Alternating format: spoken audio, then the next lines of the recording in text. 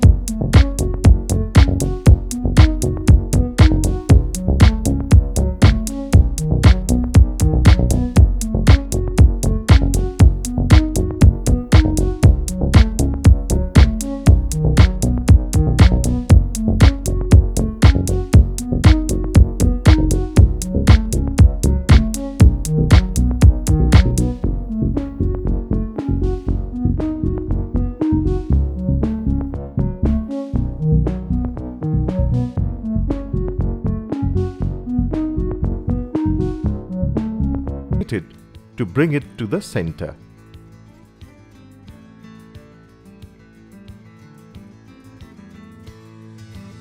Now insert the rubber grommet into the cable. Push the clevis shaft and insert the ball end of the clutch cable into its slot. Finally, tighten the rear end nut fully. Once the new cable is fitted, you will have to check for its free play. When the handlebar is turned left, the free play of the clutch lever should be between 10 and 12 mm. Refer to the clutch cable adjustment tutorial to go through the steps. Routing off clutch cable is very important to ensure motorcycle performance. Ensure free movement and no stickiness of cable in the sleeve. Replace the clutch cable as per the maintenance schedule for optimal performance. Do not wash or use any solvent for the inner cable. Your clutch cable is now replaced and your motorcycle is ready for the trip.